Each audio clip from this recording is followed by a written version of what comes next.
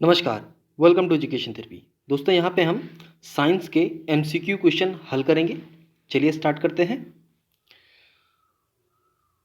सबसे पहला क्वेश्चन देखते हैं यहाँ पे हम, कौन सा रोग आमतौर पर पिस्सू या फ्लीज जिसे बोलते हैं द्वारा फैलाया जाता है। तो यहाँ पे हमारा सही आंसर होगा पीला बुखार। ठीक है, ये हमारा सही उत्तर हो गया। सेकंड प्रश्न देखते हैं। दूसरा प्रश्न, निम्नलिखित में से कौन सा कठोरतम धातु है, यानी जो ऑप्शन दिए हुए हैं सोना, लोहा, प्लेटिनम, टंगस्टन, इनमें से सबसे कठोरतम धातु कौन सा है।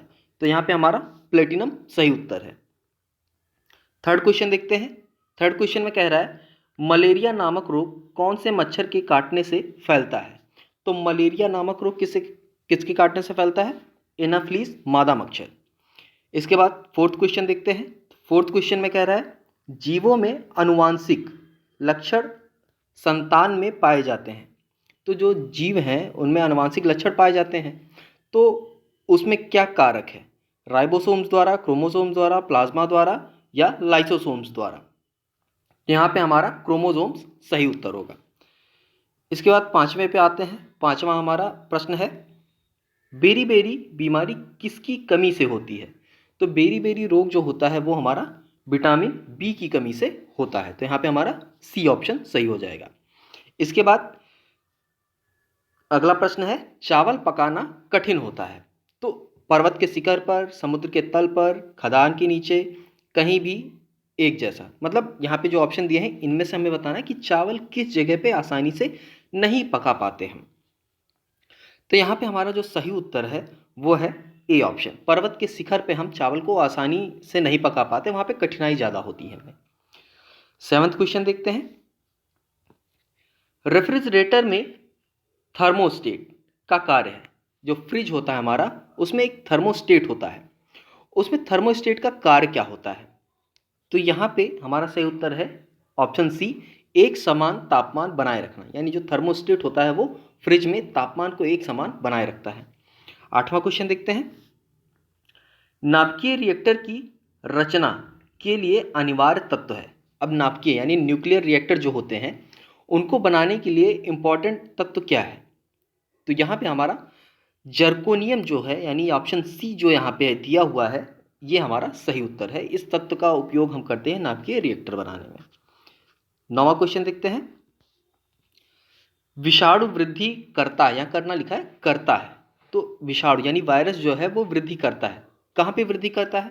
मृत शरीर में, जीवित कोशिका में, पानी में, चीनी के विलयन में। तो यहाँ पे हमारा जो बी ऑप्शन है जीवित कोशिका में, ये सही होगा। इसके बाद आते हैं अगले प्रश्न पे। अगला प्रश्न कह रहा है, गैसों के आंशिक दाब का नियम किसने प्रतिपादित किया। जो गैसों का आंशिक दाब का नियम है उसको किसने बताया था। तो उसको बताया था डाल्टन जी ने। ठीक है, डाल्टन ने उसको प्रतिपादित किया था।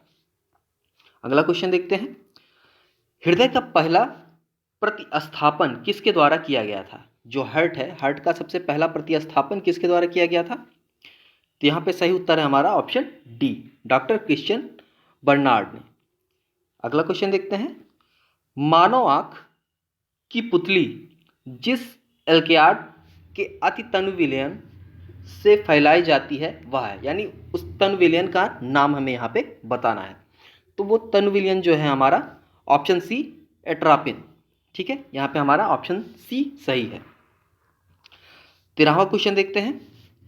जल में कार्बन डाइऑक्साइड प्रवाहित करने पर बना सोडा वाटर कैसा, उसकी प्रकृति कैसी होगी। एक आक्सीकारक होगा, क्षारीय प्रकृति का होगा, अम्लीय प्रकृति का होगा, या एक अपचायक होगा। तो जैसे कि हमें पता है कि कार्बन डाइऑक्साइड क्या है, कार्बन क्या है, एक नॉन मेटल है। तो नॉन मेटल का जो ऑक्साइड होता है उसको जब हम पानी में प्रवाह करते हैं तो वो अम्लीय प्रकृति को पैदा करता है। यानी यहाँ पे हमारा ऑप्शन सी सही हो जाएगा। 14वां क्वेश्चन देखते हैं। 14वां क्वेश्चन क्या कह रहा है यहाँ पे, शीत रक्तीय प्राणी हो सकता है। तो शीत रक्तीय प्राणी इसमें से सभी हैं, मछली, छिपकली, मेढक, ये सभी। तो यहाँ पे हमारा ऑप्शन सही है डी, डी ऑप्शन यहाँ पे हमारा सही हो जाएगा। 15वां क्वेश्चन देखते हैं। निम्न रेशों में कौन पौधे के तने का उत्पाद नहीं है। यानी जो 15वां क्वेश्चन कह रहा है कि इसमें जितने ऑप्शन दिए हैं इनमें से कौन सा पौधे के तने का उत्पाद नहीं है। तो यहाँ पे हमारा ऑप्शन डी सही है, कपास। ये पौधे के तने का उत्पाद नहीं होता। अगला क्वेश्चन देखते हैं। नाभिकीय विखंडन में ऊर्जा विमोचन होती है, प्रकाश के रूप में होती है, ताप के रूप में होती है, रासायनिक ऊर्जा के रूप में होती है, यांत्रिक ऊर्जा के रूप में होती है। तो इन चारों में से कौन सा ऑप्शन सही होगा हमारा यहाँ पे? तो हमारा यहाँ पे जो थर्ड ऑप्शन है रासायनिक ऊर्जा के रूप में, ये सही होगा। इसके बाद आते हैं हम 17वें क्वेश्चन पे। मानव त्वचा का अध्ययन करने वाली विज्ञान की शाखा कहलाती है। तो जो मानव त्वचा है, मानव त्वचा का अध्ययन हम करते हैं, वो साइंस की किस फील्ड में करते हैं, ये हमें बताना है। तो इसको हम कहते हैं डर्मेटोलॉजी। अक्सर आपने सुना होगा कि स्किन रोग कोई हो जाता है तो लोग कहते हैं कि किसी डर्मेटोलॉजिस्ट को आप दिखा लीजिए।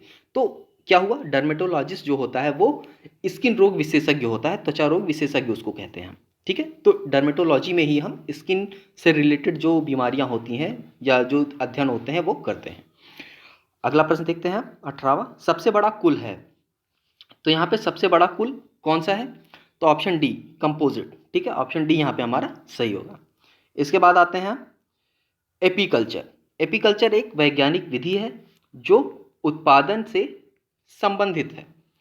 तो एपीकल्चर का उपयोग या एपीकल्चर जो टेक्निक है, इसका प्रयोग हम क्यों करते हैं, किसके लिए करते हैं?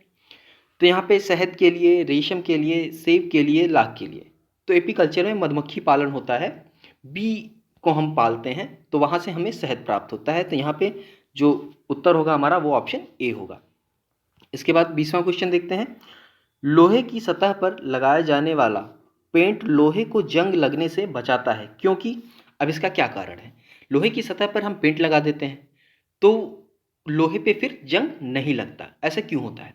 तो ऐसा होने का कारण है ऑक्सीजन और नमी को लोहे के संपर्क में आने से रोकता है।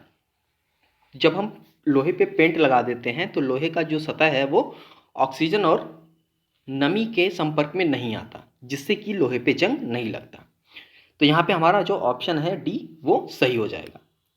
तो आज ये साइंस के कुछ या सामान्य ज्ञान के भी कह सकते हैं हम, ये साइंस के कुछ महत्वपूर्ण एमसीक्यू क्वेश्चन थे। उम्मीद है आपको पसंद आए होंगे। चलिए, तो आज के लिए बस इतना ही। मिलते हैं नेक्स्ट वीडियो में, तब तक के लिए धन्यवाद।